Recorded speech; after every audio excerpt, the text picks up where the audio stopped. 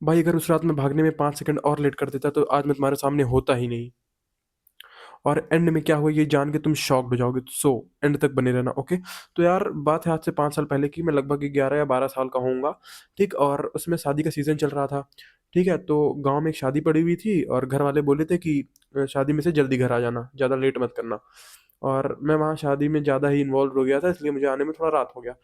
थोड़ा क्या, ज़्यादा ही रात हो गया। तो मैं टाइम देखा तो 12:30 बज रहे थे।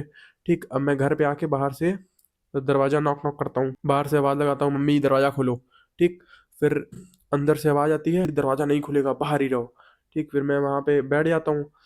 फिर मैं थोड़ी देर बाद सोचता हूँ फिर से बोलूँ, फिर दरवाज़ा खटखटाता हूँ।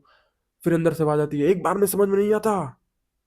फिर मुझे गुस्सा आ जाता है कि भाई कैसे पेरेंट्स हैं यार, अपने बच्चे को घर से बाहर कर दिए हैं। ठीक, फिर मैं गुस्से में सोचता हूँ कि मैं घर से भाग जाऊँ, छोटा था, मेरे पास उतनी बुद्धि नहीं थी तब। फिर मैं सोचता हूँ कि मैं कहीं चला जाता हूँ। और मेरे घर से थोड़ी दूर पे एक स्कूल था, गवर्नमेंट स्कूल था।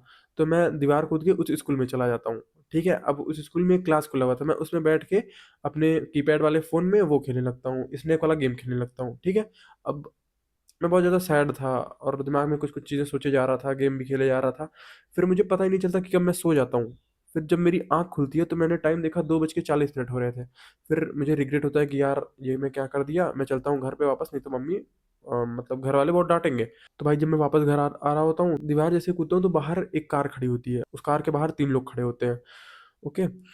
फिर मैं उन लोग को इग्नोर करके अपना सीधे घर में जाने वाला होता हूँ। तभी वो एक कहता है कि पकड़ो, पकड़ो, वो देखो जा रहा है, पकड़ो।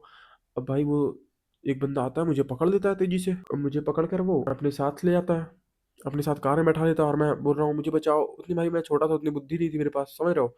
अब मैं उसमें उनसे क्या सवाल जवाब कर सकता हूँ, बस मैं इतना चिल्ला रहा था, मुझे लगा मैं किडनैप हो गया। पापा चाची चाचा दादा सब चिल्ला डाला मैं। ठीक, उसके बाद फिर क्या होता है कि वो लोग मुझे जबरदस्ती कार में बैठा लेते हैं।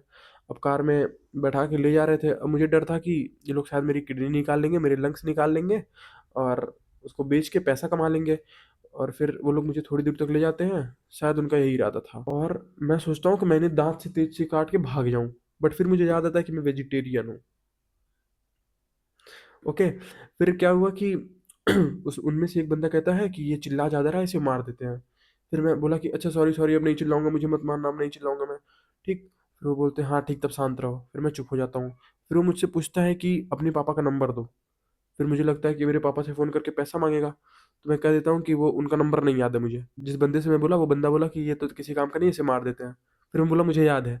फिर मैं ऐसे उसे रैंडम नंबर बता देता हूँ। अब वो उस पे कॉल करता है बट कॉल उठता नहीं।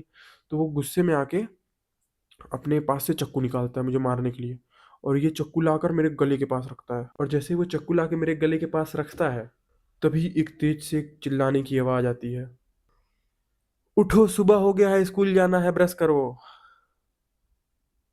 भाई फिर मेरी आँखें खुलती हैं और मुझे इतना सुकून मिलता है ना उस दिन मुझे रियलाइज़ हुआ कि कई बार सपना टूट जाए तो भी अच्छा लगता है। फिर मैं उस दिन इतने खुशी से स्कूल गया था ना, कोई बहाना ही नहीं मारा कि स्कूल नहीं जाऊँगा। और भाई अगर तुम्हें भी कभी ऐसा सपना आया हो जो तुम्हें एकदम रियल लगता हो, उसको तुम भी बताना कमेंट में, ठीक? मैं उसको पढ़ूँगा, ज़रूर पढ़ूँगा, ओके? बाकी बाय बाय।